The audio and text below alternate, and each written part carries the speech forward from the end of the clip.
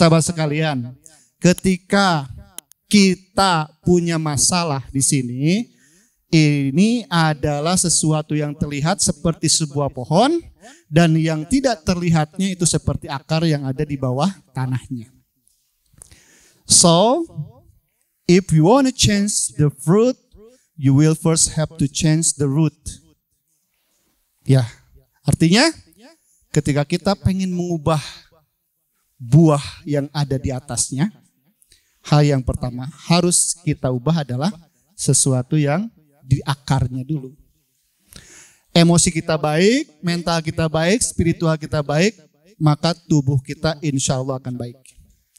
Dan oleh karena itu, jangan mudah kita terprovokasi oleh hoax orang kesurupan, padahal itu adalah bereaksi. Ya, baik, psikosomatis, halu.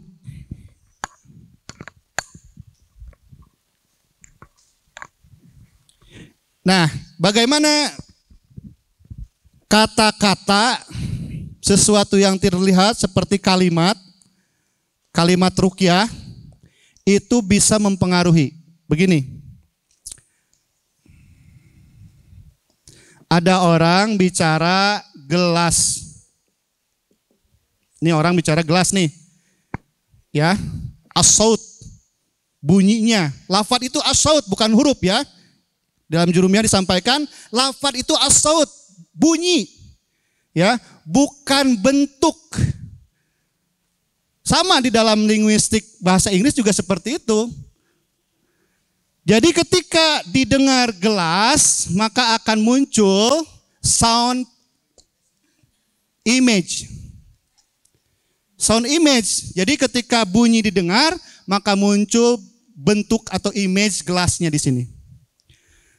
Contoh, misalnya ketika saya sampaikan gajah, ya, besar ya. Bahkan meskipun saya katakan, jangan bayangkan gajah berwarna abu-abu, jangan. Jangan bayangkan gajah ada belalainya, jangan. Jangan bayangkan gajah ada gadingnya, jangan. Semakin saya sampaikan jangan, akan terbayang. Kenapa? Karena as-sautnya itu sesuai dengan image yang pernah kita dengar. Makanya ada image yang terdengar, ya. Kemudian juga berkaitan dengan konvensi. Apa? Konvensi, kesepakatan. Kalau bahasa Arab ya bahasa Arab. Misalnya begini, Kang Abdurrahman bicara ke orang Rusia, mang pangyana kencai, nyambung wah. Tidak ada konvensi bahasa di situ. Asyautul mustamil ala ba'di hurufil hijaiyah. Karena bahasa Arab, maka konvensinya adalah bahasa Arab. Jadi sahabat-sahabat sekalian, hati-hati dengan apa yang kita ucapkan kepada orang yang sedang di gelombang otak alfa, maka dia dikatakan kesurupan akan sampai kesurupan. Nanti kalau ada kesurupan, sahabat-sahabat sekalian bisa bahasa Papua, mending carikan ke bahasa Papua. Bahkan roaming tuh yang kesurupannya. Dan sembuh sendiri. Karena apa? Hati-hati dengan kata-kata ya. Hati-hati dengan kata-kata. Orang yang kita sampaikan dengan kalimat ini ketika konvensinya sama, maka akan muncul di sini. Dan ketika gelombang otaknya sedang ada di alfa, maka akan menjadi kenyataan. Orang yang sedang ngantuk di alfa, ketika tadi di tes fokus dan relaksasi disampaikan semakin berat, semakin rapat, maka akan benar terjadi seperti itu. Ya. Jadi ruqyah ini, kita kembali ke ruqyah jadinya. Menurut sahabat-sahabat sekalian, apa itu ruqyah?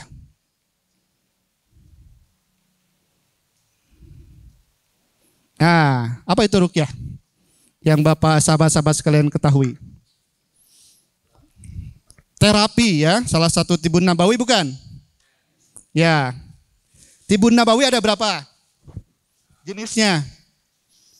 Yang saya pahami seperti ini. Ada yang sifatnya energical, yaitu ruqyah. Ruqyah pakai obat tidak? Ruqyah pakai pijit-pijitan tidak? Berarti tidak ada sentuhan fisikal. Ruqyah pakai herbal tidak? Tidak ya. Nah, ruqyah ini sistemnya pertama menyentuh di kuak. Apa? Kuak energikal yang kita sebenarnya tidak tahu itu seperti apa fungsinya.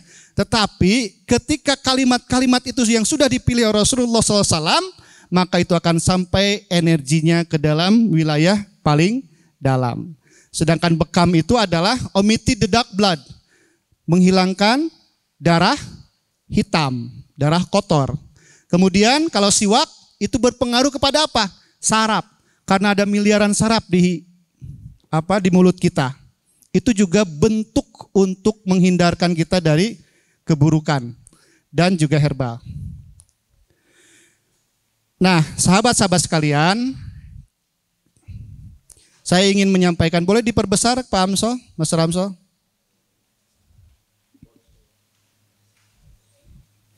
Ya, agak ke bawah sedikit. Ya. Pernah ada yang lihat materi ini? Siapa? Oh, Gizipan ya, Masya Allah. Gimana? Sudah hafal berarti ya? Belum baca. Kesadarannya masih di bawah. Masih di bawah garis merah ya? Sakit jiwa.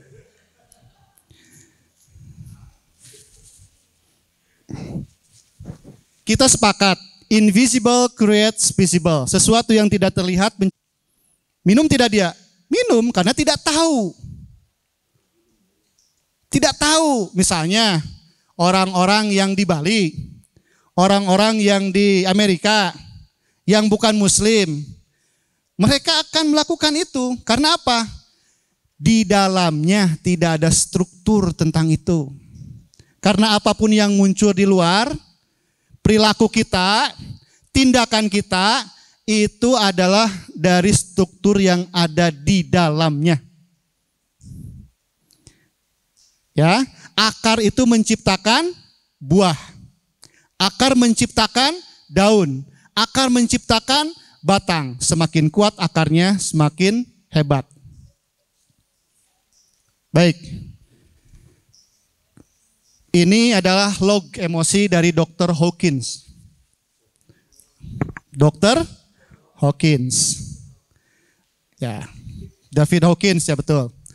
Boleh ke bawah Pak Mas Ramso? Map of Consciousness, Dr. David R. Hawkins. Beliau meneliti ini selama 10 tahun. Langsung prosesnya empiris, langsung pakai sampel-sampel lapangan. Ada orang yang merasa malu. Tadi ingat ya, ada bubuk soda tadi ya. Bubuk soda. Jadi bubuk soda itu adalah sesuatu hal yang tidak kita harapkan kemudian terjadi kepada kita. Contoh misalnya, pernah tidak yang paling mudah misalnya kehilangan motor. Rasanya gimana? Agak sakit ya, pernah berarti ya, sakit hati ya. Sakit pikiran, mana ini baru lunas lagi misalnya. Ya, tidak ada asuransi lagi. Gimana rasanya? Sakit. Atau kemudian ada orang yang tiba-tiba memfitnah kita. Sakit tidak? Sakit. Nah itu juga bubuk soda. Bubuk soda masuk ke dalam diri kita. Kemudian si bubuk soda itu di dalam pikiran kita menimbulkan rasa malu. Menimbulkan rasa malu. Efeknya menjadi malu. Maka log energinya menurut Dr. Hawkins itu orang yang malu, malunya bukan al-hayu minal iman, bukan. Malunya merasa tidak berharga dirinya. Merasa dia itu bukan siapa-siapa lagi. Merasa dia tidak dicintai siapa-siapa lagi. Merasa bahwa dirinya hidupnya tidak berharga lagi. Malunya situ. Down namanya ya. Bukan malu seperti malu takut disebut tidak punya adab. Bukan seperti itu. Malu di sini bukan malunya orang Islam ini ya. Ini berkaitan dengan pikiran kita. Maka dia secara emosi merasa tak berharga. Apa biasanya orang-orang yang seperti ini tidak merasa berharga? Mereka menolak sesuatu atau seseorang. Akhirnya jadi ansos. Tahu ansos? Antisosial. Di kamar terus. Malu bertemu orang, tidak mau ketemu orang. Diajak sekolah pun tidak mau ke sekolah. Nah ini banyak Bapak Ibu sahabat-sahabat sekalian. Banyak sekarang seperti ini. Anak-anak seperti ini banyak. Ya, saya menterapi hampir 30 orang tuh dalam 1 tahun ini. Anak yang tidak mau sekolah, ngurung di kamar, dikunci di kamar, hanya keluar kamar ketika orang tuanya sudah pergi, makan ketika sudah tidak ada siapa-siapa, habis itu masuk kamar lagi. Karena apa? Karena log energinya 20. Tidak punya kekuatan. Ya. Kemudian dia merasa bersalah. Merasa bersalah dalam arti bukan dia muhasabah di sini bukan. Kalau muhasabah bagus. Dia merasa bersalah dalam arti ya salah selalu salah langkah kayak gitu. Nah, menyalahkan akhirnya. Dia biasanya destruktif orangnya ya. Jadi kalau sahabat-sahabat sekalian punya anak, punya teman, punya sahabat, dia destruktif, masuk ke kamar tiba-tiba mukul pintu. Ya, ada kursi dialungkan, piring dialungkan, itu biasanya seperti itu, ya. Kemudian apatis. Nah, ini nih. Log energi ini kepanjangan tidak ya? Jam berapa sekarang? Kita sampai jam berapa sahabat-sahabat? 11:30 ya? Sekarang jam berapa? Baik, 1,5 jam lagi ya, masih banyak waktu. Nah, apatis. Apatis ini orang yang tidak peduli tapi dalam arti dia sudah tidak merasa ada hal lagi yang perlu dia lakukan antara dia, kehidupannya, lingkungannya, dan segala hal sesuatu tentang diri dan lingkungannya. Sudah tidak ada harapan lagi. Masya Allah. Tepuk tangan buat Kang Abdul Rahman. Itu apatis tuh. Orang apatis itu energinya kecil. Jadi kita kan suka lihat nih ada orang murung. Mind, body, and soul are one system. Tubuh, pikiran, dan jiwa itu satu sistem. Ada tidak orang yang sedang sedih kayak gini? Kamu kenapa? Aku sedih banget hari ini. Ada tidak? Karena itu satu sistem, maka ketika kita sedih, maka murung seperti ini. Tungkul, kamu kenapa? Aku lagi bahagia nih. Ada tidak seperti itu? Bahagia seperti itu. Jadi sahabat-sahabat sekalian, tubuh ini adalah ekspresi. Ketika sesuatu yang di dalamnya itu sedang down, sedang lognya sedang turun, maka ya orang apatis sudah menyerah. Ayo tuh ikut ujian, sudah saya nggak kuat. Kita 2 SKSD-nya Ayo turun ikut 2 SKSD misalnya. Kita kuliah nih 2 SKS lagi, gurunya killer. Sudah apatis tuh. Maka tidak ada yang namanya aksi dari orang-orang seperti itu. Ya. Kemudian orang yang takut menghadapi kehidupan. Hafalan can beres. Hafalan can beres ya. Hafalan. Soalnya pernah ngalaman. Hafalan can beres. Besok harus setoran. Bayangkan. Dosenna, ustadna killer. Stres tidak? Nah, orang yang berani, dia akan terus mencoba berkali-kali.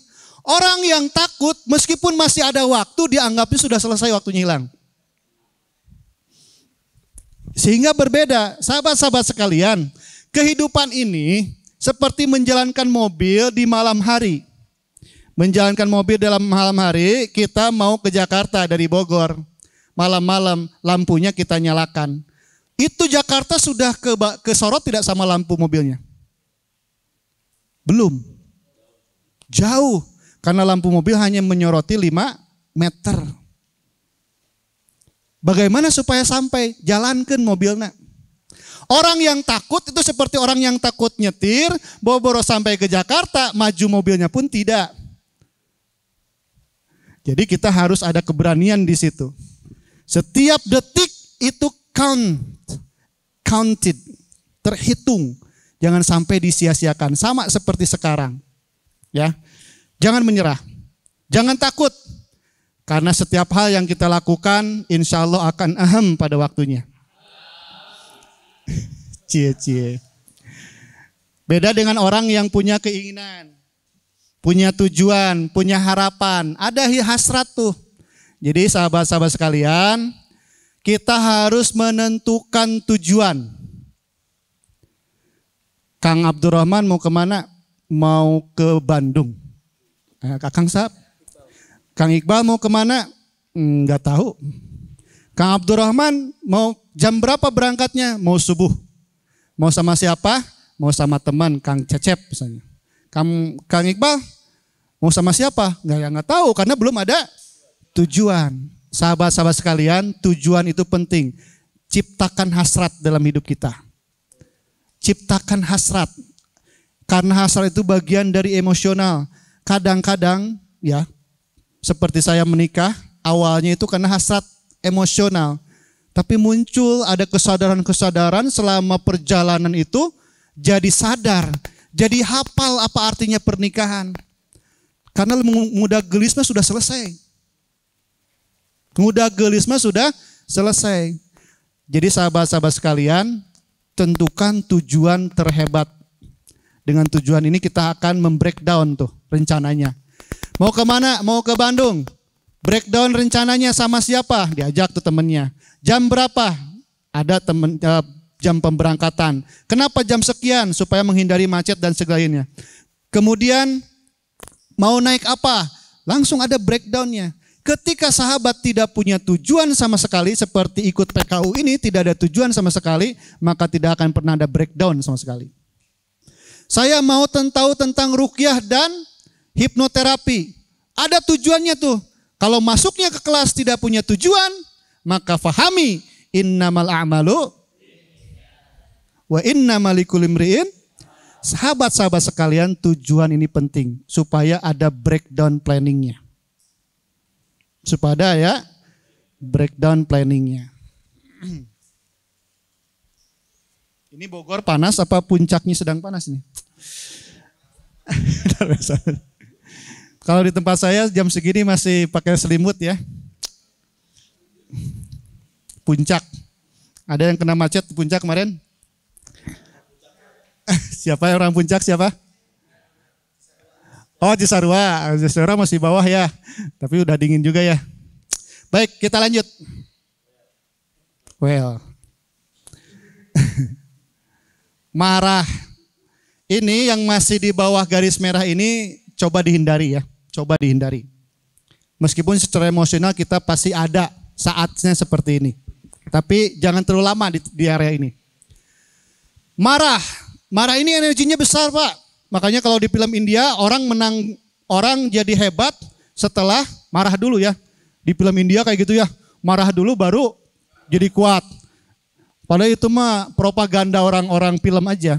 Kadang-kadang itu propaganda orang-orang Hollywood supaya membenarkan marah. Jadi kalau kita sudah marah, kita dendam, dendamnya bisa terbalaskan. Tidak seperti itu Carlitos. Ya, tidak seperti itu. Nah, bangga memang marah itu memang besar energinya. Tapi secara emosional dia menjadi benci kalau marah itu. Padahal benci itu tidak boleh. Ya. Terus akhirnya apa? Dia bersikapnya agresif. Ya, marah, merusak dan yang lainnya. Nah, kalau tadi keinginan yang hasrat itu belum disampaikan, di sininya dia ada kemelekatan. Kadang ada orang pengen mobil, karena saking pengennya mobil, pulang dari mana-mana dicuci, ditatap, diusap, wah segala rupa. Ulah, jangan sampai melekat. Ya, bangga juga besar nih. Kebanggaan saya sudah jadi kiai, saya sudah jadi bupati, itu lumayan, bangga itu tinggi. Ya, sehingga orang-orang yang bangga ini dia terlihat kepercayaan dirinya. Karena energinya naik 175. Tetapi emosinya dia menghina, merendahkan, terlihat sama orang lain sombong. Nah ini kebanggaan itu tinggi. Tapi sahabat-sahabat sekalian, ini masih meskipun tinggi, masih lebih rendah daripada yang ada di atasnya. Sahabat-sahabat sekalian, kita bicara akar dulu secara emosi ya. Ingat, kita ini bicara tentang teknologi pikiran, mekanisme pikiran. Pikiran kita tadi saya sampaikan ada yang namanya sound pattern atau sound image. Ketika saya sampaikan gajah, maka akan muncul gajah. Dan sound image ini ketika datangnya dari orang lain, maka akan tersaring dari 100 ucapan yang masuk maksimal 30. Tapi yang paling besar sound image itu muncul dari self-talk kita. Apa? Self-talk. Apa itu self-talk? Omongan dari dalam diri kita sendiri. Ibu-ibu self-talknya katanya 40.000 sehari. 40.000 kata ibu-ibu nih. Ya ibu-ibu. Laki-laki 20.000 sehari. Ngomong sendirinya. Nah, jadi kalau ada laki-laki bawal aneh nih. Yang keluar dari 40.000 itu cuma 20.000 sehari. Kalau ibu-ibu tidak keluar 20.000, berarti sisanya menjadi seorang introvert. Orang yang banyak diam dan itu banyak menyimpan soda. Jadi ibu-ibu kalau berkumpul menggosiplah. Tapi bukan gosip yang orang lain, maksudnya, kamu beliin dari mana gitu. Ngobrol harus banyak diobrolin. Kenapa? Karena hati-hati ibu-ibu ini luar biasa. Ketika self-talk-nya tidak keluar menjadi talk, menjadi ucapan, maka itu akan menjadi bubuk soda. Ini secara fitriah, secara fitrahnya seperti itu. Alamiahnya seperti itu. Laki-laki itu 20.000 yang keluar 10.000 kata. Jadi kadang-kadang kata laki juga harus ada ngobrol. Jangan sampai kita tidak berkomunikasi secara aktif bilisan. Harus ada ucapan dengan bilisan. Ya, tidak baik kita ngomong sendiri, tidak baik. Ya. Nah itu self talk ini, sahabat-sahabat sekalian, itu sangat sugestif, sangat dipercaya oleh pikiran kita. Sangat dipercaya oleh pikiran kita. Contohnya, ada orang penakut melewati malam-malam lewat kuburan. Terus dia pernah mendengar di kuburan itu ada kuntilanak. Contoh ya. Kemudian self-talk-nya bilang, di dia mah ya kuntilanak. Biasanya keluarnya pas hujan rintik-rintik. Nah begitu dia lihat pohon pisang kena angin, karena dia sudah mensugesti dirinya sendiri dengan kuntilanak, maka itu terlihat seperti kuntilanak. Dia disebut berbohong tidak? Secara ilmu hipnoterapi dia tidak berbohong. Dia sedang mengalami somnambulisme. Atau, apa somnambulisme? Ilusi apa namanya? Somnambulisme apa ya bahasa Indonesianya? Hayalan yang jadi muncul tuh. Halusinasi. Halusinasi contohnya orang dihipnosis. Ini adalah, ini apa? Pointer ya. Kemudian saya sampaikan misalnya, ini adalah pointer. Kemudian ketika dibalik ini adalah singkong. Ini adalah pointer. Ketika dibalik jadi singkong. Ini adalah pointer, ini singkong kan. Nah bagi orang yang dihipnosis ini apa? Singkong. Ini pointer. Kalau ini singkong. Jadi ketika orang yang kena hipnosis itu sedang terkena somnambulisme. Artinya dia sedang tersugesti sehingga terjadilah halusinasi. Sahabat-sahabat sekalian, somnambulisme terhebat muncul dari self-talk. ucapan yang menjadi sugesti dari dalam diri kita, kemudian kita percaya. Jadi hati-hati. Hati-hati ya. Hati-hati dengan pikiran kita. Makanya kita pilih nih kata-kata yang terbaik dalam diri kita. Orang yang berani itu sering menegaskan dalam dirinya. Saya tahu saya tidak mampu, tapi saya harus bisa. Saya tahu saya tidak tahu, tapi saya akan belajar. Saya tahu saya hari ini tidak kuat, tapi saya akan berlatih supaya kuat. Nah itu adalah penegasan tuh, afirmasi. Jadi hari-hari sahabat-sahabat sekalian setiap hari ketika belum bisa melakukan sesuatu, afirmasikan bahwa suatu saat sahabat sekalian bisa melakukan itu. Nah ini di dalam hipnoterapi namanya ruqyah. Ruqyah hipnoterapi seperti ini ya. Afirmasi dulu. Nah sahabat-sahabat sekalian, orang yang punya sifat afirmatif maka dia akan bisa memberdayakan diri. Kang Iqbal, ketika lahir pertama kali ke dunia beserta kaki dan tangan tidak? Ya, beserta kaki dan tangan ya. Baik. Di dalam sebuah film ada menyatakan bahwa ketika lahir kakinya ikut lahir, si bayinya mempertanyakan, Tuhan, kenapa kamu sertakan aku kaki ini? Karena bagi seorang bayi, kaki ini belum bisa dipakai. Untuk berdiri bisa tidak? Untuk berjalan bisa tidak? Berlari, melompat? Tidak.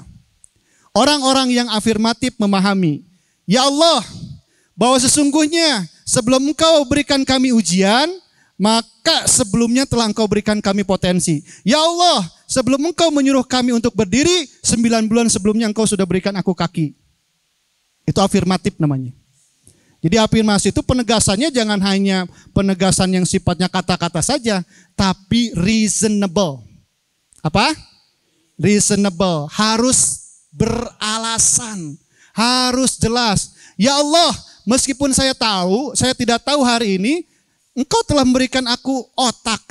Engkau telah memberikan aku pikiran, Engkau telah memberikan aku guru, Engkau telah memberikan aku berbagai macam hal, sehingga aku akan tahu bahwa suatu saat Engkau akan mempertemukan antara X dan Y-nya. Kesuksesan adalah bertemunya kesiapan dan kesempatan. Kesuksesan adalah bertemunya kesiapan dan kesempatan. Ini nih, saya berikan materi ini nih. Ini adalah materi kesiapan. Kesempatannya belum ada. Toh mungkin suatu saat sahabat-sahabat sekalian menemukan ini teh kesurupan apa abreaksi. Dan ketika sudah ada kesempatan itu, sahabat sudah siap, maka ini akan bisa ditanggulangi dengan sukses. Paham tidak? Contoh misalnya, Kang Iqbal, ini ada dana dari Kuwait misalnya, mau dijadikan pesantren nih, ada tanahnya sudah ada, mau diwakafkan, butuh pimpinan pesantren. Tapi dicek dulu kemampuannya, kesiapannya. Kesempatan datang, tapi Kang Iqbal belum siap, jadi tidak itu? Tidak jadi. Jadi kesuksesan itu adalah bertemunya X dan Y.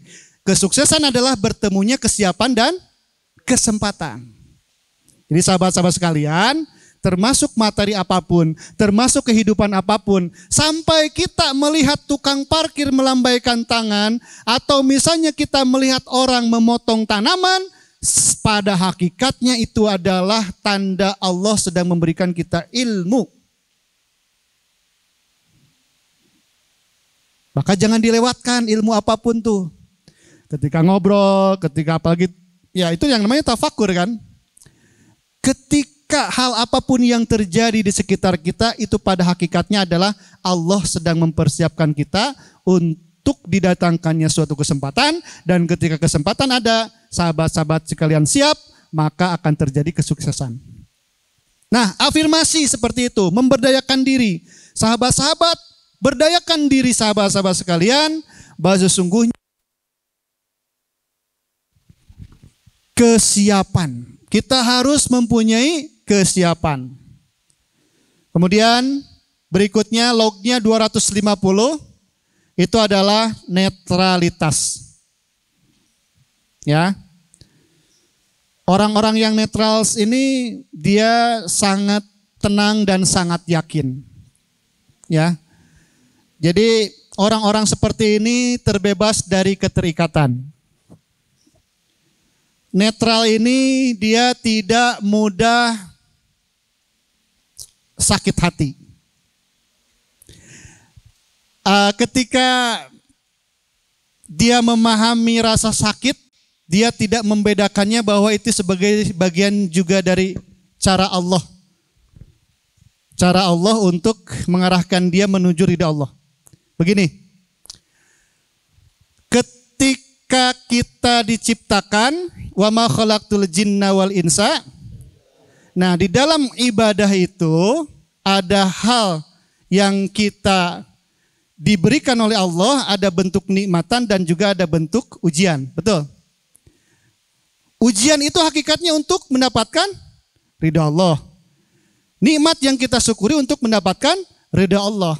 Orang-orang yang netral memahami semuanya itu dari Allah, maka orang tersebut terbebas dari keterikatan. Contohnya ketika ada seorang istri diselingkuhi suaminya, kemudian bercerai dari suaminya, maka dia mengatakan, saya tidak terikat dengan suami saya lebih terikat kepada Allah. Saya tidak terikat kepada hal yang sifatnya membawa saya kepada hal-hal yang emosional, tapi saya membawa hal yang sifatnya ini kepada sifat spiritual. Sahabat-sahabat sekalian, jadi orang-orang yang netral ini tidak pernah mempermasalahkan apa yang pergi ataupun yang datang di kehidupannya. Dia bebas dari keterikatan. Orang-orang seperti ini akan tenang. Tenang teka bagian bansos ge. Da urang mah ke bagian bantuan langsung ti presiden. Contoh misalnya, wios abdi mah nya teu jadi lurah ge, da enjing jadi bupati misalnya. Ya, gitu. Orang-orang seperti itu yakin. Nah, kemudian ada kemauan. Sahabat-sahabat sekalian, ya, orang yang punya kemauan ini adalah orang yang punya kemauan bukan kayak tadi. Kalau tadi mah punya hasrat, ini mah punya kemauan dengan perencanaan. Mau jadi S1 kira-kira harus seperti apa? Berarti harus SD dulu ya. Dari SD harus SMP.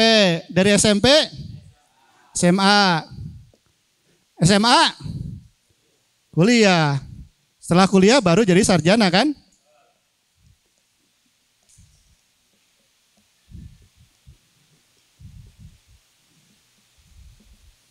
Ada yang pernah tahu permainan ini? Permainan ini adalah permainan angka. Kang Iqbal, boleh sini Kang Iqbal? Coba yang lain perhatikan ya. Ini bintang kita hari ini, tepuk tangan buat Kang Iqbal. Dari mana Kang Iqbal? Dari Gunung Putri, Pak. Gunung Putri itu mana ya? Masih Bogor ya? Nah, insya Allah bukan daerah Rwanda bukan? Bukan daerah Perancis bukan? Baik Kang Iqbal, ini ada angka dari 1 sampai 20. Kita akan bermain angka ini. Saya menyebutkan 1 atau 2 angka, dilanjutkan oleh Kang Iqbal 1, 2 angka juga. Boleh 1 atau boleh 2. Misalnya saya 1, 2, Kang Iqbal 3 atau 3, 4 boleh. Berarti saya lanjutkan 5. Yang mendapatkan angka 20, maka dia pemenangnya. Siap ya? Iqbal, boleh minta mic 1 ya, biar tidak parebut mikrofonnya. Ya, 1, 2, 3, 4, 5, 6, 7, 8, 9, 10, 11, 12, 13, 14, 15, 16, 17, 18, 19, 20. Saya juara ya. Tepuk tangan dulu atuh. Kang Iqbal duluan. 1, 2, 3, 4, 5, 6, 7, 8, 9, 10, 11, 12, 13, 14, 15, 16, 17.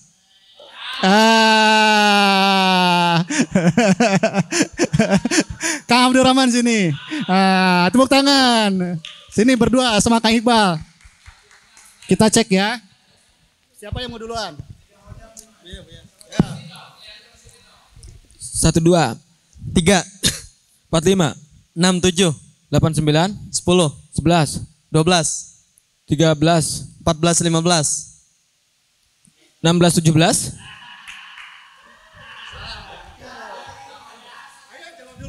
18, 19, 20. Oh ya.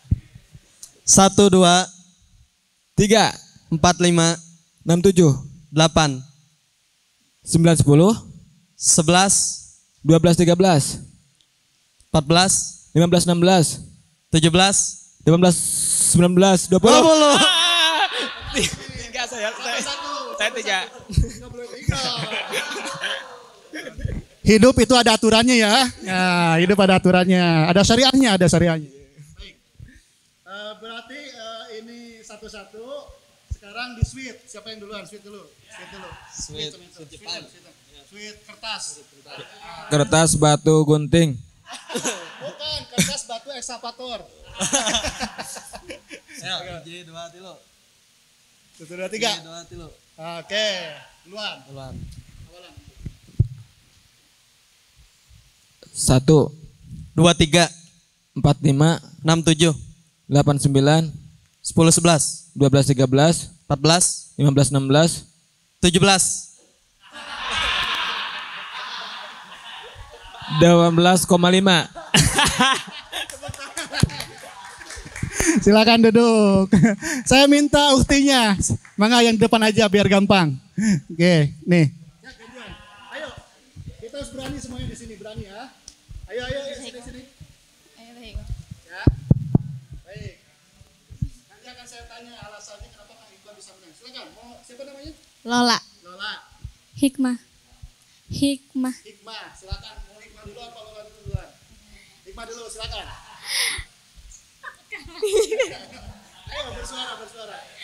1, 2, 3, 4, 5, 6, 7, 8, 9, 10, 11, 12, 13, 14, 15, 16, 17, 18, 19, 20. Cukup ya. Baik, sahabat-sahabat sekalian. Ada yang tahu kenapa tadi Kang Iqbal menang atau Kang Abdurrahman menang? Ada yang tahu rahasianya? Angkat tangan, silakan. Sok. Siapa? Nah, ayo. Oke. Ada yang tahu? Tidak. Baik. Saya akan memberikan challenge yang menang melawan saya 100.000 cash. Silakan Iqbal lagi. Boleh minta lagi. 100.000 lumayan nih buat beli bensin motor nih. Baik ya. 1, 2, 3, 4, 5, 6, 7, 8, 9, 10, 11, 12, 13, 14, 15, 16, 17. 18. Siapa? Kang Abdurrahman mau coba, silakan. Challenge ya. 3 orang challenge, saya challenge 3 orang. Mendapatkan 100.000 ini. Bapak dulu, Pak. Ya, 1, 2, 3, 4, 5, 6, 7, 8, 9, 10, 11, 13. 13, 14. Tadi saya 13. Oh 13, 14, 15. 16, 17.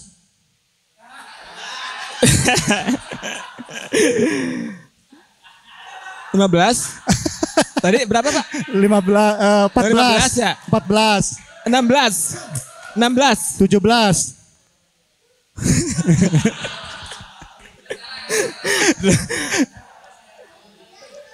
Oh, 16, 17. Oh nggak bisa tadi. Hah? Ulangi salah. Ulangi lagi berarti ya? 1, 2, 3, 4.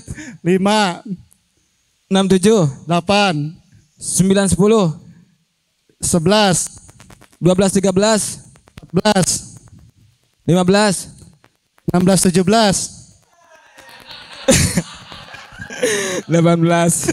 19, 20. Tepuk tangan. Satu lagi ada yang mau nyoba? Silakan. Silakan. Siapa namanya?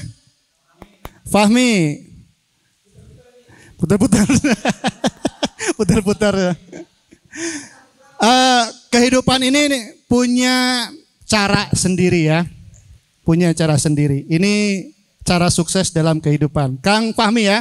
Ya. Siap. 1, 2, 3, 4, 5, 6, 7, 8, 9, 10, 11, 12, 13, 14, 15, 16, 17, 18. 19, 20. Tepuk tangan, Makik. Luar biasa ya. Sahabat-sahabat sekalian, tadi saya sampaikan, hidup ini harus punya kemauan. Punya kemauan itu adalah punya tujuan plus breakdown planningnya. Nah, sekarang saya kasih 100.000 juga bagi yang bisa menjelaskan kenapa saya bisa menang. Ada tidak? Silakan.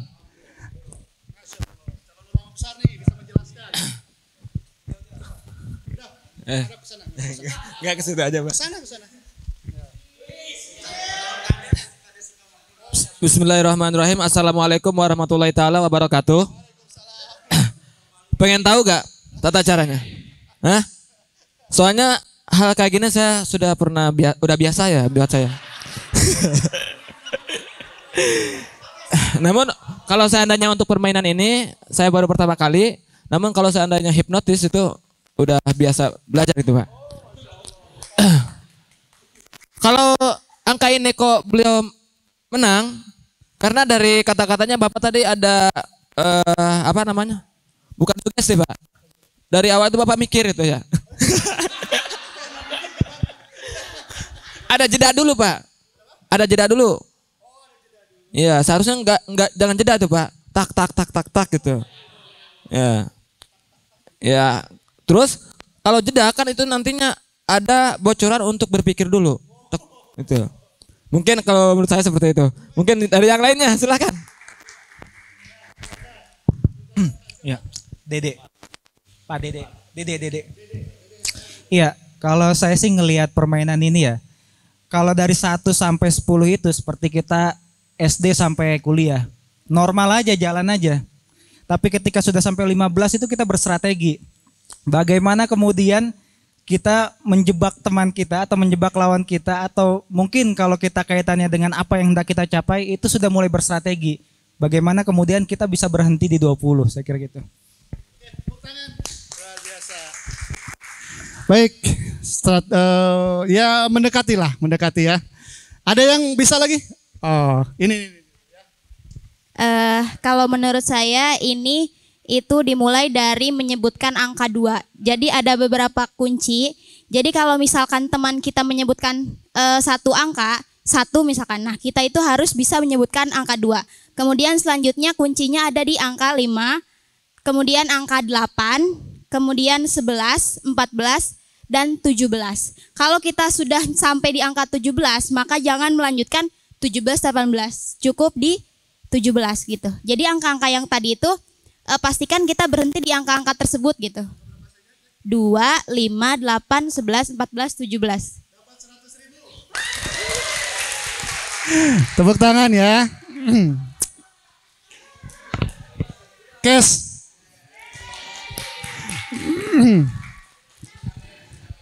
Baik. Paham tidak? Paham tidak ini? Jangan sampai yang lain tidak paham. Sahabat sekalian, untuk sampai di angka 20, kita harus mendapatkan angka 17. Kenapa? Karena ketika orang lain 18-19, kita 20. Orang lain 18 saja, kita 19-20. Ada jeda berapa angka nih? Turunkan saja breakdown. Breakdown. Jadi ketika saya menyebut 1, 2, maka dipastikan saya menang. Karena saya tidak pernah kalah. Di angka 5 saya dapat, di angka 8 saya dapat, di angka 11 saya dapat, di angka 14 saya dapat, di angka 17 saya dapat. Sahabat-sahabat sekalian, kemauan adalah ketika sahabat punya perencanaan yang jelas. Di SD favorit, SMP-nya SMP favorit. Begitupun ketika ngaji. Iya kan? Setiap kita masuk ke dalam setiap sistem pemrograman, pelatihan, pengkaderan, kita bisa menjadi kuat di situ, maka langkah berikutnya kita sudah pasti dapat. Paham tidak? Sekali lagi, Kesuksesan adalah bertemunya X dan Y atau bertemunya kesempatan dan kesiapan. Sahabat-sahabat sekalian, ini adalah perencanaan. SD. Orang tidak SD bisa masuk SMP tidak? Begitulah seterusnya. Ya. Jadi untuk Teh Lola awesome, luar biasa. Tepuk tangan untuk beliau ya. Nah. Kang Abdurrahman paham? Jadi tidak ada tek-tek ya. Tidak ada tek-tek ya. Tapi nggak apa-apa, luar biasa. Jadi kita memang harus bisa menyimpulkan meskipun kita belum tahu kesimpulannya. Ya, kenapa? Karena kita diminta untuk berpikir. Kita diminta untuk berpikir. Kita diminta untuk ikhtiar, bukan untuk sukses. Baik, selanjutnya. Ini kemauan ya. Terus penerimaan. Orang yang menerima itu artinya dia sudah sadar. Lognya 350. Orang yang hebat ini, hebatlah. Orang yang menerima itu ya. Dia dalam kondisi apapun tidak pernah merasakan kesedihan. Dia dalam kondisi apapun tetap tenang. Karena memahami bahwa memaafkan bukan berarti melupakan. Ini kita bicara tentang sikap seorang peruqyah ya. Karena nanti di akhir akan saya sampaikan seorang peruqyah itu harus seeing is believing. Kalau orang barat bilang seeing is believing, tapi orang peruqyah itu harus believing is seeing. Orang barat kan punya kaidah seeing is believing. Melihat dulu baru yakin. Kalau kita masa harus lihat neraka dulu baru yakin? Masa harus lihat Allah dulu baru yakin? Tidak. Kan kalau debat agama suka kan orang-orang lain mah mana Tuhannya nggak kelihatan kayak gitu kan? Karena kita punya kaidah believing is seeing. Kita punya iman dulu baru kita akan melihat. Tadi angka 20 juga tidak terlihat, tapi kita harus yakin tuh perencanaannya. Sahabat-sahabat sekalian, orang yang penerimaannya tinggi, diharapkan peruqyah itu punya wilayah titik ini. Ketika seorang peruqyah energinya dia saja orangnya belum selesai dengan dirinya, boro-boro bisa meruqyah. Karena ruqyah itu berkaitan dengan energi, dengan keyakinan. Sahabat-sahabat sekalian tidak punya keyakinan dalam meruqyah, bukan sembuh. Sahabat mungkin yang kesurupan nantinya. Ya, bayangkan saja sedang khawatir, lognya 100, orang yang kesurupannya yakin, kagulung. Kita bicara tentang teori pikiran ya. Nah, orang yang memaafkan begini. Memaafkan itu bukan berarti melupakan. Karena kita akan sulit untuk melupakan dua hal. Satu yang paling membahagiakan, yang sulit dilupakan, yang kedua adalah yang paling menyakitkan. Setuju tidak? Setuju. Kayak pengalaman pribadi yang paling tinggi suaranya. Pribadi ya. Semua orang pasti pernah merasa sakit. Memaafkan bukan berarti melupakan. Dalam teori hipnoterapi, orang tidak pernah bisa melupakan. Tapi orang bisa memaafkan. Iya, dengan cara apa? Memaafkan bukan berarti melupakan. Memaafkan adalah fokus kepada diri sendiri. Memaafkan adalah melepaskan beban. Selama kita belum memaafkan, maka beban masa lalu ada di masa sekarang dan juga ada di masa depan. Kenapa? Karena ketika kita belum memaafkan, bukan sakit yang kita punyai, tapi rasa sakit. Beda sakit sama rasa sakit ya, Kang Abdurrahman. Diciwit, ku abdi diciwit gitu. Tapi ku istrina, terus nikah cacan. Oh, kebogohna misalnya ya. Ciwit-ciwitan. Sakit tidak sakit. Tapi sakitnya akan hilang dengan rasa bahagia. Paling sakitnya berapa menit? 3 menit.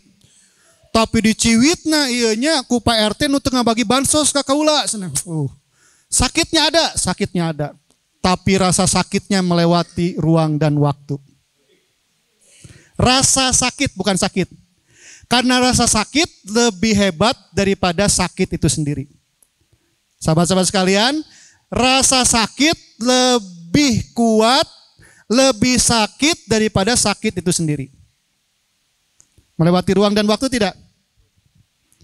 Kabayang keneh teh misalnya ketika kita sedang dibully, bukan hanya saatnya kita ingat daun jatuhnya, kita ingat pas hujannya, kita ingat tembok, tempat, orang-orang yang terlibat, semua itu akan terlihat jelas. Kenapa? Karena rasa sakit itu sulit untuk dilupakan. Tapi sakitnya mudah dilupakan. Oleh karena itu, kita memaafkan sebagai sebuah benda jatuhnya saat itu kita fahami sebagai apa? Kehendak Allah. Posisi segala sesuatunya adalah kehendak Allah. Orangnya yang menyakiti juga adalah kehendak Allah. Kita memaafkan bukan berarti melupakan. Orangnya ada, situasinya ada, tapi kita memaafkan untuk melepaskan beban. Pikiran kita ini adalah seperti air yang mudah kena soda, mudah menggelegak ketika kena soda. Oleh karena itu, sodanya kita keluarkan. Memaafkan bukan berarti melupakan, memaafkan adalah melepaskan beban. Tahapan pertama. Tahapan kedua, memaafkan bukan berarti melupakan. Memaafkan adalah saya memilih jalan kemuliaan. Orang-orang hebat, orang-orang mulia itu memilih jalan ini. Hidup tidak ideal. Kalau hidup itu di idealnya adalah punya rumah banyak, harta banyak, pasangan yang serasi, yang sesuai keinginan kita, emosi kita, maka mungkin kehidupan para nabi itu tidak ideal menurut kita. Kalau hitungannya seperti itu. Kehidupan ideal itu adalah kehidupan di mana kita memahami seperti sebuah lukisan. Ada warna hijau, ada warna putih untuk membentuk awan, ada warna hijau untuk membentuk gunung, lukisan gunung, ada warna biru untuk membentuk lukisan laut, ada warna hitam untuk membentuk lukisan batu. Kehidupan seperti itu. Itu adalah kehendak dari Allah Subhanahu wa taala. Tugas kita adalah melewati semuanya. Memaafkan bukan berarti melupakan, memaafkan adalah memilih jalan kemuliaan. Pertama, semua adalah kehendak Allah. Yang kedua, kita mengikuti jalannya para orang-orang yang mulia sebelum kita. Panutan kita, termasuk Rasulullah yang paling hebat, sallallahu alaihi wasallam. Memaafkan ke situ arahnya. Bayangkan saja ketika kita sulit untuk memaafkan, ya, kita membaca sholawat. Ada yang sudah pernah umroh? Ada berhaji? Mudah-mudahan semuanya bisa ikut umroh dan haji. Bayangkan saja kita ada di depan makam Rasulullah. Apakah pantas kita punya rasa marah kepada makhluk, pada umat Rasulullah, yang Rasulullah tidak membeda-bedakan umatnya? Orang kafir supaya jadi muslim. Orang yang tidak mendapat hidayah supaya dapat hidayah. Orang yang jahat supaya baik. Kita tidak punya hak untuk terus mengatakan orang tersebut jahat kepada kita. Memaafkan adalah memilih jalan kemuliaan. Memilih jalan Rasulullah SAW. Kita tidak bisa lupa. Yang ketiga, tahapannya, memaafkan bukan berarti melupakan. Memaafkan adalah meningkatkan derajat keimanan dan ketakwaan. Kita tidak akan benar bisa lupa. Siapa yang pernah lupa orang yang pernah menyakiti kita? Tidak. Tapi kita bisa memaafkan dengan cara seperti itu. Nah, orang-orang yang seperti itu, sahabat-sahabat sekalian, maka lognya penerimaan seperti itu, emosinya dia dapat memaafkan, memaklumi setiap keadaan, dan dia sudah tidak terpengaruh lagi dengan keadaan-keadaan yang seperti itu. Akan tenang, memahami bahwa hidup itu seperti sebuah mozaik, seperti sebuah lukisan yang disatukan, seperti halnya memahami, memaklumi bahwa di kelas ini Kang Iqbal tidak bisa memilih dengan siapa akan dipertemukan temannya. Milih tidak? Tidak. Seperti kita tidak bisa memilih dari rahim siapa kita dilahirkan. Seperti kita tidak bisa memilih di mana kita akan dimatikan. Ada dua hal dalam kehidupan, ada yang bisa kita pilih, ada yang tidak bisa kita pilih. Tidak bisa kita pilih dari rahim siapa kita dilahirkan, kita bisa memilih durhaka atau berbakti. Kita tidak bisa memilih mendapatkan ujian ataupun tidak. Pilihan kita adalah sabar atau aral subaha. Ya kan? Itu pilihan kita. Pilihan yang tidak kita pilih sudah jelas pilihan Allah. Dan yang kita pilih belum tentu benar. Bisa salah, bisa analisa, ya. Analisa tek-tek kayak gitu. Iya kan? Itu pilihan kita. Analisa saja. Sahabat-sahabat sekalian, seorang peruqyah sejati minimal ada di sini. Karena bicara tentang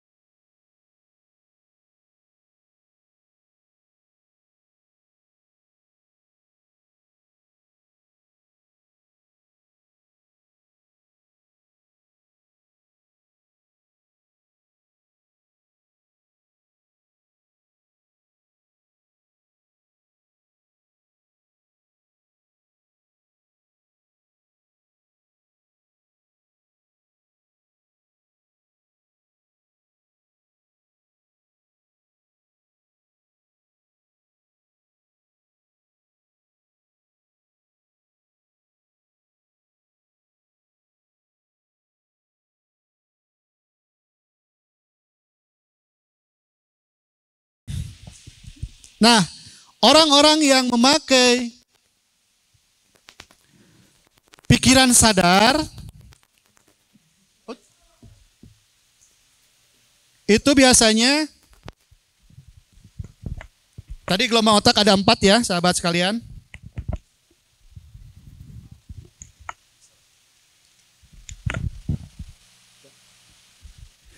Gelombang otak ada berapa? Yang pertama beta.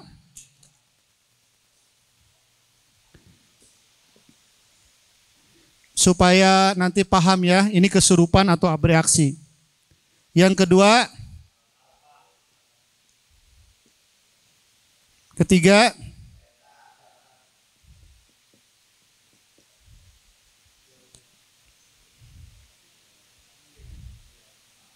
nah,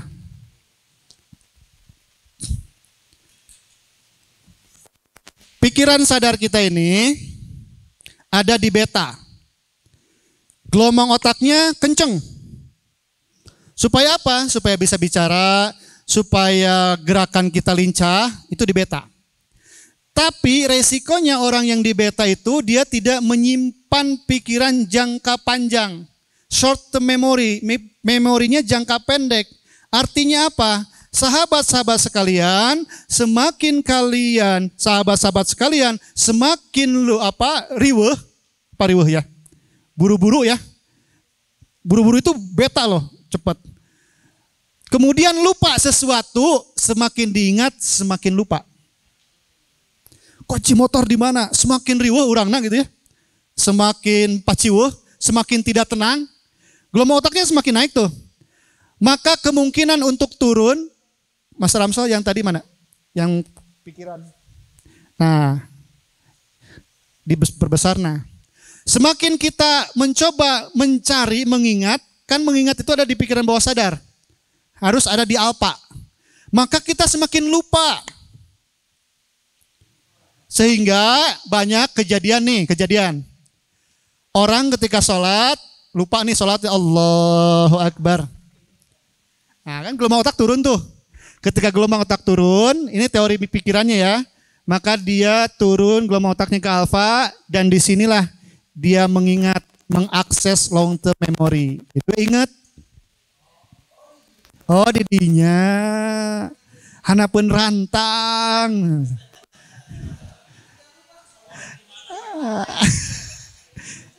Nah, korek anu nyanak ta. Oh, didinya. Sahabat-sahabat sekalian.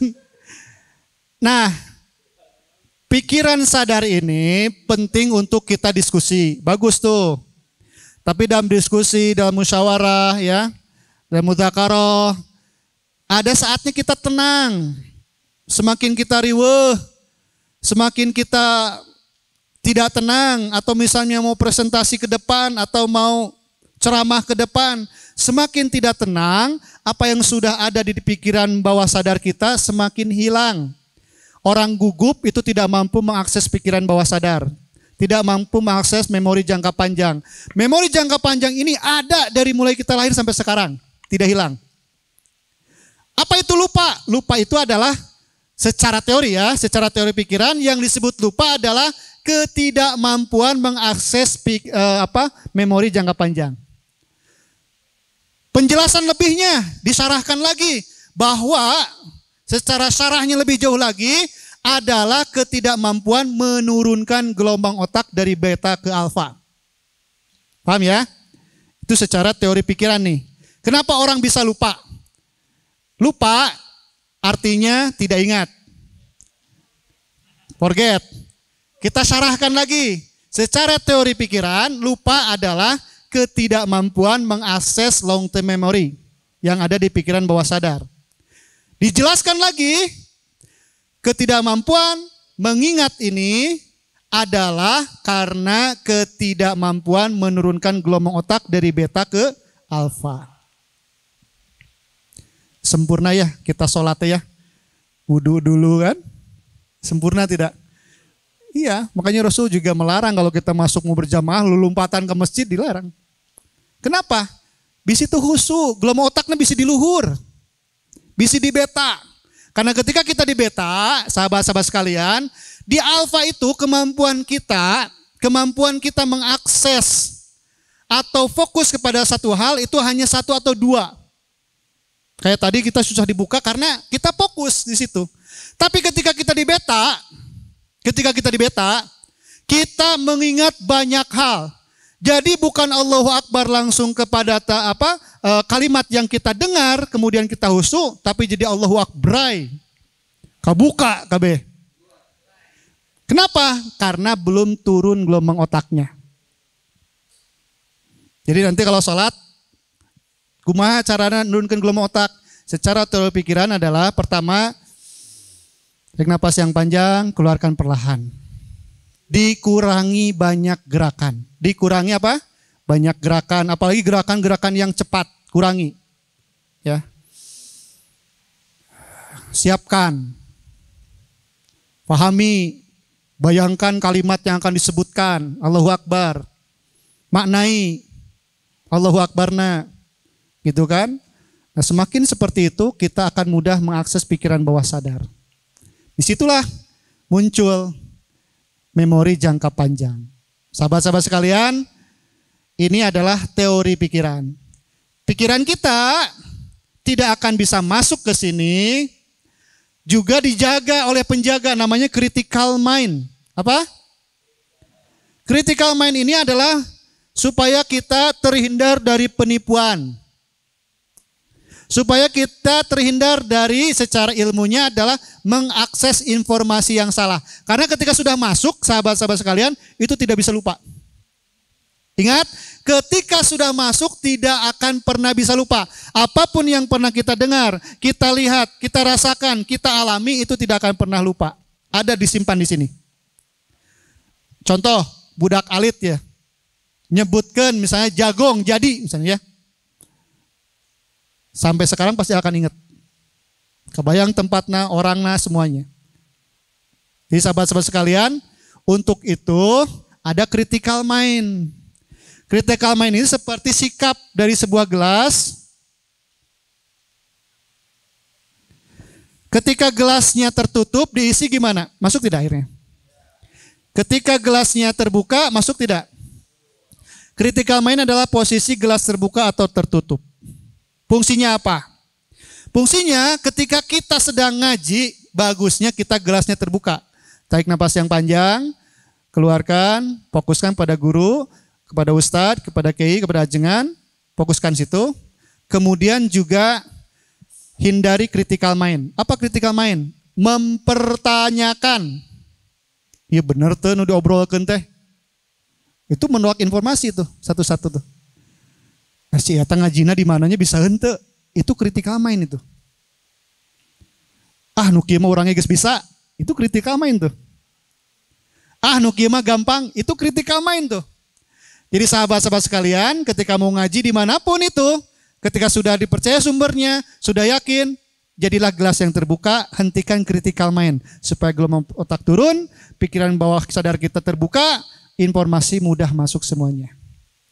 Karena critical mind seperti ini, sahabat ada di sini, tapi pikirannya ada di luar kelas. Cicilan motor can nggak bayar, misalnya kosan can nggak bayar, atau bayaran can atau segala rupa pokoknya nama.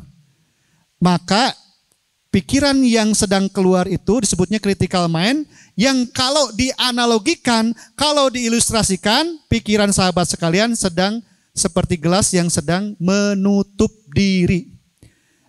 Jadi kalau di kelas ke SD dijelaskan ibu kita Kartini lahir di Jepara, kita tuh sedang memikirkan cilor sabarahaannya. Di sana ya. Kemudian ditanya sama gurunya, "Jang, Ibu Kartini lahir di mana?" "Cilor Bu, 2000-an." Nah, itu. Tidak masuk tuh yang dari situnya. Critical mind.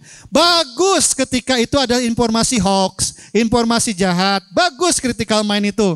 Kalau lagi di terminal, hati-hati, waspada, bagus critical mind itu. Tapi kalau di majelis, di tempat-tempat baik, buka. Hindari critical mind. Itu akan mengeliminasi hal-hal yang baik masuk ke dalam diri kita. Nah ini, critical mind sebagai satpamnya nih. Tapi kalau sudah masuk ke sini, sahabat sekalian bisa masuk dengan mudah. Baik. Dikeluarkan Mas Ramso. Zoom-nya. Nah. Sahabat sekalian, pertanyaannya akan saya kembalikan lagi nih. Saya tidak membuat slide ini sebagai slide yang berjenjang, tapi saya akan kocok-kocok. Ya, deduksi, reduksi dan redakturisasi. Pertanyaannya sekarang setelah kita sampai dari penjelasan yang muter-muter ke sana kemari, apa bedanya kesurupan sama bereaksi? Ada yang mau jawab? Silakan. Apa bedanya kesurupan sama bereaksi? Kan kalau kesurupan sudah pada tahu ya, di rumah ya, di tempat pesantren, di kampung sudah pernah lihat. Kemudian saya jelaskan tadi tuh tentang abreaksi. Ada yang bisa menjelaskan apa, tapi ini gratis ya, tidak ada uang 100.000 ya. Kesadaran saja. Apa bedanya kesurupan sama abreaksi? Silakan angkat tangannya. Mohon bantuannya. Silakan, Ustaz. Kang, siapa Kang? Kang Yogi, silakan, Fadol.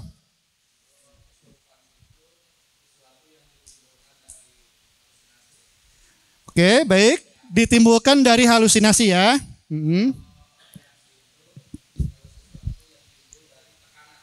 Tekanan. Oke, masalah. Baik, tepuk tangan buat Kang Yogi. Sudah 30% Kang Yogi, luar biasa tuh. Aduh. Silakan, Kang siapa?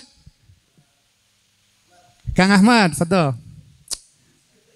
Ya pakai itu, pakai mic. Izin, kalau kesurupan itu ada faktor eksternal. Oke, bagus. Kalau abreaksi ini skizo. Bagus. Oke, sudah 75% tuh. Luar biasa tambahan dari situ. Oke, lengkapi 100%. Fadol. Yang lainnya? Akhwatnya silakan. Ada? Oh, Kang Abdurrahman, enggak silakan angkat tangan. Itu angkat tangan. Kirain angkat tangan. Ya. Ya apa sajalah, asal bicara aja. Ya. Asal bicara. Asal bicara. yang ada di pikiran tapi jangan bicarain orang. Ya, kalau kesurupan itu adalah sesuatu yang tidak diinginkan, kalau abreaksi adalah sesuatu ada unsur suatu kesengajaan. Baik, tepuk tangan untuk semuanya. Sudah sampai 100% ya. Hakikatnya kesurupan adalah sesuatu dari unsur eksternal seperti sebuah, kalau pohon itu ada apa yang nempel itu namanya? Benalu muncul kemudian menguasai diri seseorang. Gelombang otak Pamso. Gelombang otak.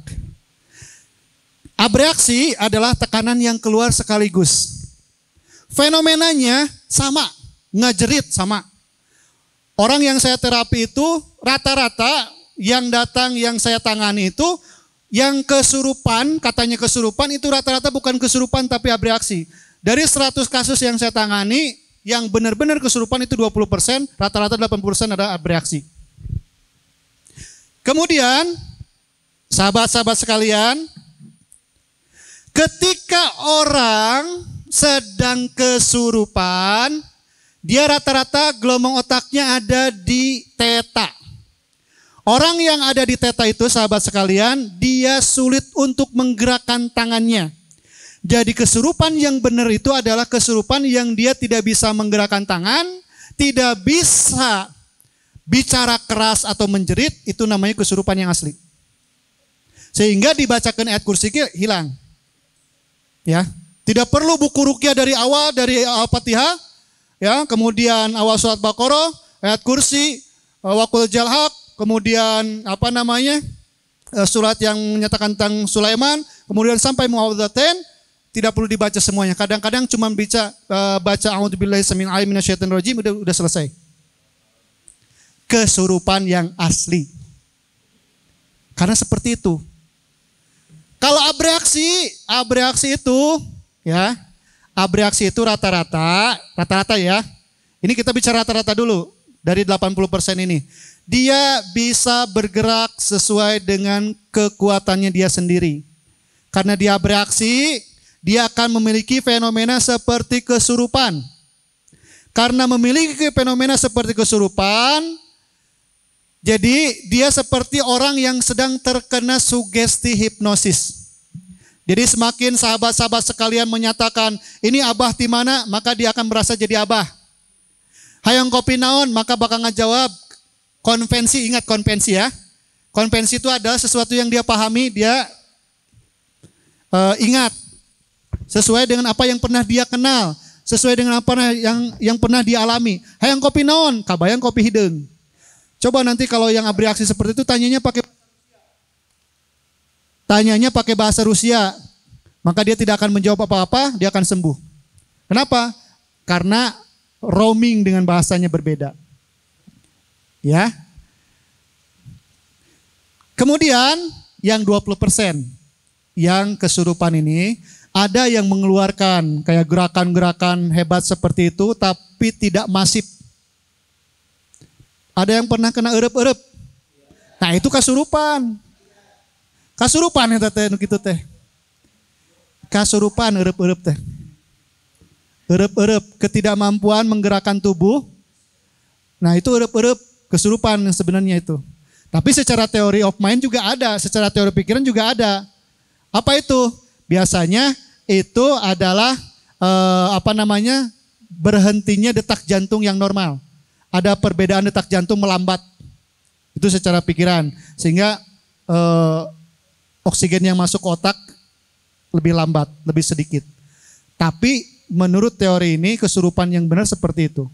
Jadi sahabat-sahabat sekalian ketika ada di kampung kesurupan seperti ini nih. Ya nya matana membelalak gitunya, malik, tegang, tubuhnya panas, itu kesurupan yang benar. Karena entitas dari luar tidak mampu masuk ke dalam sistem pemikiran kita. Komo sampai bicara panjang lebar. Komo nu ngamat, mungkin ngamat. Tak ngamatnya rata-rata setengahnya sadar. Kenapa? Karena itu bagian dari abreaksi ngamat teh. Tidak sepenuhnya dia itu digerakkan, orang tidak. Mohon maaf ya saya menyatakan ini ya, karena di Kobong dan sok anu ngamat, di Kobong abdi ge sami gitu. Sok anu ngamat. Tapi ngamatnya ngamat sadar. Kalau memang kemasukan dia tidak mampu menggerakkan. Kenapa? Karena tubuh kita itu hanya dimungkinkan dimasuki oleh satu kesadaran yang utuh. Ketika ada masuk kesadaran yang lain, maka benalu itu tidak mampu menciptakan pohon baru. Hanya nempel saja. Paham tidak? Sehingga ruqyah itu, sahabat-sahabat sekalian, kembali ke ruqyah, ya. Teori apapun ruqyahnya, ijazah dari manapun, buku apapun, ya. Asal sahabat-sahabat sekalian mampu melihat, menganalisa, dan mendeteksi ini abreaksi atau kesurupan. Paham ya? Paham ya? Nah ini, sahabat-sahabat sekalian, ketika entitasnya lebih, maka akan terjadi penurunan gelombang otak. Makanya kesurupan yang benar itu rata-rata di theta atau di deep alpha. Alpha tapi di bawah di sini alpanya. Alpha juga ada 3 bagian. Light alpha, alpha sama deep alpha. Sama semuanya seperti itu. Nah rata-rata seperti itu sahabat sekalian. Ya. Jadi ruqyah ini sahabat-sahabat sekalian, ya, ketika ada yang 20 yang saya lihat, yang saya alami, yang memang benar itu kesurupan dan bisa bergerak, dipastikan itu jinnya jin kuat. Jin kuat ya. Mungkin dari Cihamplas. Itu jinsnya kuat itu, ya. Jadi inilah fenomena yang sesungguhnya. Jam berapa Kang Iqbal? Nah ini kita sampai jam berapa? Setengah 12. Nah sahabat-sahabat sekalian, dari sini kita paham, ya.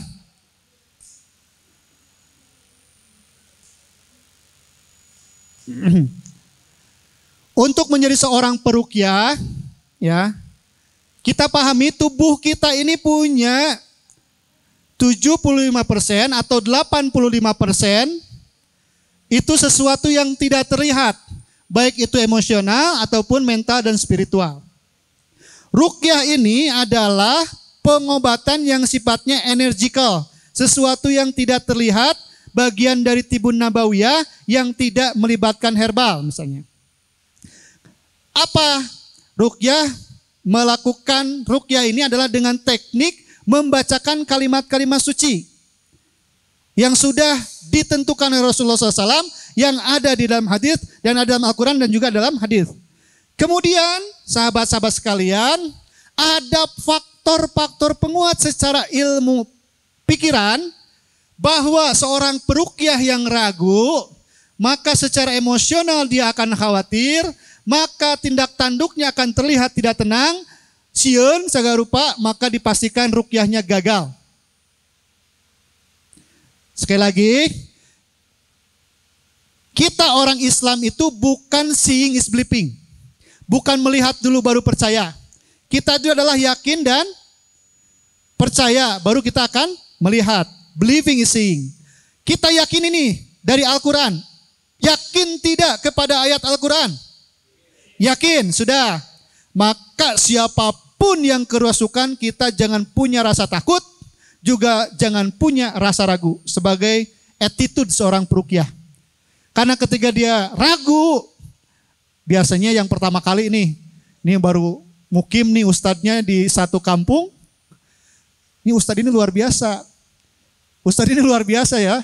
Kita kadang-kadang tidak tahu apa-apa masalah, ya. Masalah rumah tangga dilaporkan ke orang. Serius Pak. Ya sahabat serius. Masalah dagang yang rame laporna ke orang. Anu kasurupan laporna ke orang. Milih pemimpin komo eta pemilihan kepala desa ke orang gitu. Jadi harus siap.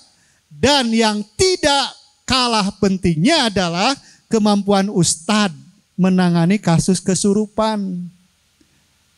Karena reputasi ustadz di kampung Lain kata arfiah lagi. Dipertanyakan bisa tuh itu bisaan ngarukyah nage anu kasurupan gitu bisaan. Betul tidak? Itu secara antropologi kita seperti itu masyarakat kita. Sehingga penting memahami, menganalisa, mendeteksi dan menyatakan ulah salah langkah urangna ieu kasurupan apa bereaksi. Sabab sekarang ilmu informasi sangat menyebar. Kumaha lamun di lingkungan orang teh aya seorang ilmu hipnoterapis. Kumaha lamun di lingkungan orang teh aya ahli ilmu pikiran atau sarjana psikologi. Kan kita malu. Kasurupan ieu mah bacakeun komo urangna sampai wah gitu tah. Entos eta mah. Ya, kan kadang-kadang kita masuk teh kan kita tidak punya pilihan. Kadang-kadang kita jadi ajengan teh jadi ustadz teh di perumahan. Ya tidak? Kadang masyarakat kita teh teknokrat. Leuheung lamun masyarakatna memang masyarakat kita teh sarua jeung urang misalnya. Ieu mah santet, ieu mah kasurupan, ikut cai geus beres. Nah, sahabat-sahabat sekalian, di pengkaderan, di pelatihan kaderisasi ulama ini, sahabat-sahabat sekalian sudah harus lebih dari ajengan biasa. Ya. Titik pandangnya, ingat ada sudut pandang, ada titik pandang. Sudut pandang itu dari satu sudut saja. Sudut pandang itu, variabel itu kan ada X sama Y ya. Kalau dalam matematika. Ada X1, X2 ya. Ini sudut pandang nih, melihatnya ke sini saja. Orang yang sudut pandang ke sini. Jadi dari sudut pandang, dari sudut ini. Tapi ketika titik pandang, semua dari titik ini jadi melihatnya ke seluruh arah. Minimal kita ada 2 titik pandang. Yang pertama arah ke hipnoterapi, yang kedua arah ke ruqyah. Yang pertama secara spiritual, secara agama, yang kedua secara ilmu pikiran. Ingat, otak kita itu impulsnya digerakkan oleh gelombang otak. Gelombang otak itu dipicu oleh apa? Yang tadi kuak. Kuak itu dipicu oleh apa? Oleh emosi, oleh spiritual dan oleh mental. Orang yang spiritualnya bagus, maka kuaknya bagus. Nah, dari sistem yang seperti ini yang sudah Allah berikan kepada kita, bahwa kita diciptakan dalam bentuk yang sempurna, ya. Hayam punya otak tidak? Punya pikiran? Enggak. Akalnya akal tobi'inya hanya mengikuti saja. Meskipun hayam dibere, beas, dina piring, tetap ini cakar. Karena tabiatnya seperti itu. Dan itu bukan pikiran, itu bukan mind. Dan kita tidak perlu membedah itu. Kita hanya tahu otaknya tapi tidak tahu sistem pikirannya. Sahabat-sahabat sekalian, kita harus punya titik pandang. Point of view. Artinya ini bukan sudut pandang. Ini artinya titik pandang. Nah, dari titik pandang ini kemudian sahabat sekalian ada wilayah ketika kita percaya diri ketika meruqyah. Percaya diri nih. Tapi percaya dirinya lebih kepada hanya dirinya, bukan kepada Allah. Ada loh saat-saat kita seperti itu. Ada tidak? Lupa gitu kepada Allah. Ya. Pede karena kita sudah sering melakukan ruqyah, itu sudah pasti sehat. Karena kita sudah tahu hipnoterapi, udah pasti. Itu mah gampang. Itu pede. Emosionalnya dia kelihatan pede, tenang. Pede lah orang pede kelihatan. Secara ekspresi tubuhnya pede, gerakannya pede. Hasilnya percaya diri. Ya, ketika dia gagal dia tetap percaya diri dengan kesombongannya. Ketika tidak berhasil ya, ketika berhasil dia tambah pede. Nah ini tidak baik untuk peruqyah. Tidak baik. Yang baik itu adalah ketika kita punya keyakinan, ya. Kemudian keyakinan itu akan membawa emosi kita kuat. Sahabat-sahabat sekalian, orang yang abreaksi yang saya tangani, abreaksi itu ketika dia keluar, kebetulan dia seorang pesilat, ngeluarkan jurus. Kumaha. Jadi kalau kita mau nerapi nih, Kang Abdul Rahman, kita tanya dulu kebiasaan dia apa. Dia pesilat, jangan deket-deket. Dia abri, jangan deket-deket. Jaga jarak. jaga jarak ya. Jaga jarak, bisi ngeluarkan. Tah, tapi kita harus yakin kita bisa menghadapi ini. Dan kita akan kuat. Siapapun dia, kita yakin bisa mengobatinya. Insya Allah itu berhasil nih. Ini hitungan berhasilnya sesuai dengan angka tadi 1 sampai 20 ya. Masalah takdir Allah beda lagi. Ini sesuai dengan dia kadinya sabar lengkah karena sudah saya pakai, sudah saya sering 5 lengkah. Itu berhasilnya berkaitan dengan scientific ya. Bukan berhasil sesuai dengan takdir Allah, bukan. Ini secara ilmu pengetahuan ya. Berhasil tuh. Tapi berhasilnya ini dia tidak melibatkan Allah. Jadi ketika dia tidak berhasil, kekuatan ini bisa hancur nih. Ya. Yang paling bagus sahabat sekalian, ketika kita akan meruqyah, pastikan diri kita ikhlas. Siapapun yang hadir, yang akan kita terapi, yang akan kita ruqyah itu hakikatnya adalah makhluk Allah. Umatnya Rasulullah yang akan kita bantu jalan keluarnya. Hakikat kesembuhannya karena Allah.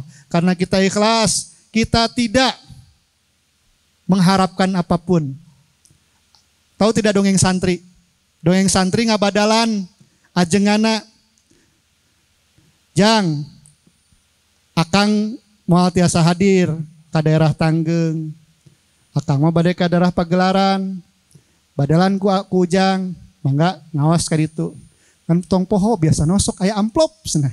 Tah karena ya kata-kata ya amplop eta tah. Beres masihan tausiah. Sok mam tara. Mam makan beres mam. Kue mam can dibere kene amplop teh. Ah iya mah bener akang salah meureun hilapeun atau tuan rumah. Ah pamit teh wih. Pak mangga permios. Pas uih pantona teh aya kawatan. Ngait ka dieu. Wios. Nah, baru kana dibere amplop pada mah kawat. Nah sahabat-sahabat sekalian, dalam meruqyah itu hati-hati, ada kalimat itu, ada pikiran itu akan menurunkan gelombang otak atau log. Yang tadi log Dr. Hawkins ya, lognya akan menurun. Karena lognya menurun, kekuatannya akan menurun. Jadi sahabat sekalian itu ketika lognya menurun, dikasih beban membawa pasir 1 ton, ari urang mesinna mesin carry. Suzuki carry, kuat tidak? Nah, sehingga kita perlu log. Ikhlas ini di atas 600 sahabat sekalian. Lognya di atas 600. Jadi ketika ada penyakit, ini hitung-hitungan matematis di dalam ilmu pikiran, maka log yang lebih rendah akan tunduk kepada log yang lebih tinggi. Paham ya? Nah, itulah the secret of mind. Rahasia dari pikiran kita luar biasa ya. Nah, sahabat-sahabat sekalian, lampu mobil yang kita nyalakan di malam hari tidak akan mampu menyoroti tempat tujuan. Setuju ya? Langsung dari sini ke Jakarta tidak bisa. Karena batas lampu mobil, lampu jauhnya juga cuma 10 meter. Ya. Namun ketika mobilnya berjalan, sahabat sekalian, maka lampu akan terus menerangi sepanjang perjalanan hingga kita sampai tujuan. Ingat, tujuan kita, hidup kita adalah hanya bergerak dan menyempurnakan ikhtiar. Insya Allah tujuan sahabat sekalian akan sampai. Ingat, perencanaan itu adalah hasrat terbaik, kemauan terbaik. Oleh karena itu, simpan kemauan dalam bentuk perencanaan. Simpan tujuan dalam bentuk perencanaan. Karena yang saya yakini sampai sekarang, ketika apa arti kesuksesan dan bagaimana sukses, maka jawabannya kesuksesan adalah bertemunya kesempatan dan kesiapan. Apa? Bertemunya kesempatan dan kesiapan. Jadi sahabat-sahabat sekalian, bisa saja nih sahabat sekalian pulang dari sini, ketika jadi ajengan, ketika jadi pemuka agama, jadi ulama di satu tempat akan mendapati hal ini. Kesempatan itu akan datang. Makanya siapkan dulu diri kita, pahami apa itu ilmu pikiran, pahami apa itu kesurupan, pahami apa bereaksi, pahami gelombang otak, pahami pola pikir manusia, pahami pikiran sadar dan bawah sadar, dan satu lagi ada pikiran yang namanya pikiran tidak sadar. Nah, pikiran tidak sadar apa tidak? Tahu tidak? Apa itu? Pikiran sadar adalah perencanaan, pikiran, ya. Kemudian short term memory. Pikiran bawah sadar, emosi, intuisi, ya. Orang yang kecanduan rokok, adiksi, ya. Itu di pikiran bawah sadar. Ada pikiran tidak sadar. Pikiran tidak sadar adalah pikiran atau pergerakan yang tanpa kita minta secara sadar. Apa? Detak jantung, paru-paru, aliran darah, itu namanya unconscious mind. Jadi conscious mind, subconscious mind, unconscious mind. Nah, di wilayah inilah untuk wilayah ruqyah ada di wilayah unconscious mind. Jadi sahabat-sahabat sekalian, kita lihat dulu, ini salah satu video dari Dr. Masaru Emoto. Oh, di situ? Oh, di situ katanya.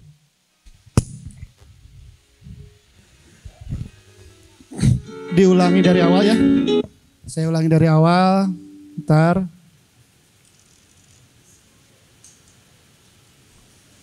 Sahabat sekalian, Dr. Masaru Emoto ini adalah peneliti yang menemukan keajaiban air. Air ini bereaksi terhadap apapun yang ada di sekitarnya. Ya. Nah, Dr. Masaru Emoto ini menjelaskan tentang the miracle of water, keajaiban air. Beliau menyimpan 2 botol air, berarti airnya di dalam botol ya. Ketika saya sampaikan 2 gelas air berarti di gelas. 2 botol air. Nah, di botol pertama beliau tulis kata cinta. Yang satu ditulis dengan kata benci. Yang ditulis dengan kata cinta, maka elemen, molekul, serta kristal airnya membentuk dengan indah. Ketika di mikroskop. Ketika ditulis benci, elemen airnya, molekulnya pecah. Kenapa bisa seperti itu? Ternyata menurut Dr. Masaru Emoto, air itu sangat responsif, reaktif terhadap apa yang ada di sekitarnya, yang terjadi, yang diucapkan, yang dituliskan kepadanya. Ya, Pak Amsol? Pause. Dr. Masaru Emoto menemukan, mengekspos ya, bahwa musik, kata-kata yang diucapkan, kata-kata yang ditulis, gambar, video-video yang diekspos, yang didekatkan, yang ada di sekitar air, setelah air ini dikristalisasi, the water respon dari air tersebut benar-benar luar biasa. Silakan, lanjut.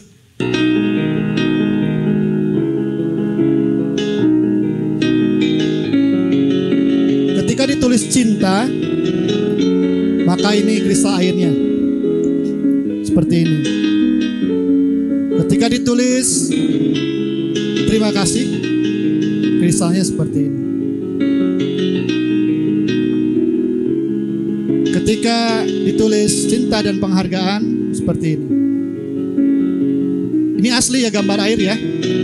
Ditulis kebahagiaan, seperti ini kristalnya. Ditulis kesejatian, kebenaran, seperti ini.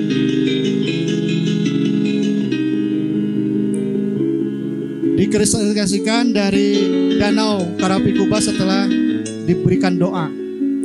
Dan di orang mah cai di doaan ya. Bagus itu. Bendungan Pujiwara sebelum didoakan seperti ini. Terus lanjut lagi. Kau membuat aku sakit, aku akan membunuhmu. Ini airnya kayak gini nih.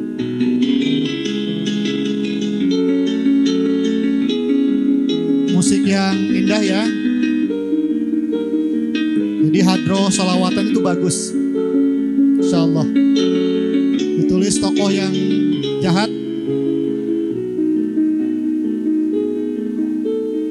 Rasa syukur.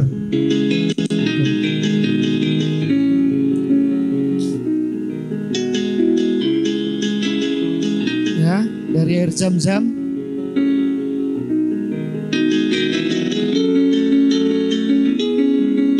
Ditulis kata damai.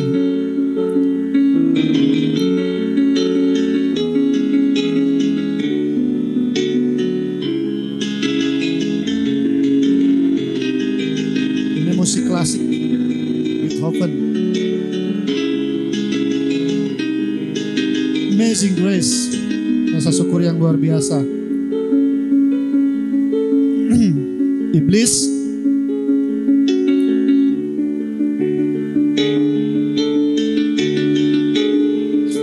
kalau punya anak, kita berdekatan sama anak gitu ya, ungkapan kasih sayang seperti ini. Sahabat-sahabat sekalian, ini marah. Unconscious mind di post. Unconscious mind itu salah satunya adalah air. Jadi pikiran tapi bentuknya tidak sadar. Itu sifatnya energical. Sahabat-sahabat sekalian, 60% tubuh kita adalah cairan. Keringat cairan, darah cairan, ya banyaklah cairan. Ya, 90% otak kita adalah cairan. Apa yang kita dengar, kita lihat, kita pikirkan, kita rasakan, serta kita alami berpengaruh terhadap pikiran bawah sadar dan pikiran tidak sadar. Ya. Pikiran sadar, bawah sadar, dan tidak sadar. Nah, kalimat-kalimat suci dalam bentuk bacaan dari Al-Quran adalah ruqyah. Kalimat suci itu juga adalah sugesti. Ya. Yang sangat kuat. Dan kalimat suci itu adalah stimulan atau alat untuk menstimulasi kesehatan yang komprehensif. Kenapa? Karena ketika kita breakdown fisikal kita yang terlihat ini, kita akan sampai kepada kuak yang terkecil. Dan kuak ini sangat responsif terhadap ayat-ayat suci Al-Quran. Disitulah sistem ruqyah bekerja. Udah ya? Jadi di akhir kesimpulannya, dari mana sistem ruqyah bisa mempengaruhi kita? Dari sistem tadi yang saya breakdown, yang ada fisik, darah, sel, molekul, atom, terus proton, neutron, sampai kuak. Nah, kuak inilah seperti halnya ketika kita marah, kuaknya akan bereaksi, maka ketika dibacakan itu seperti itu. Sahabat-sahabat sekalian, inilah yang disebut dengan otak dan pikiran. Ruqyah atau mekanisme ruqyah melalui studi ilmu pikiran. Jadi sampai di sini semoga banyak manfaatnya, dan saya akan buka satu termin 3 pertanyaan untuk sesi tanya jawab. Persilahkan.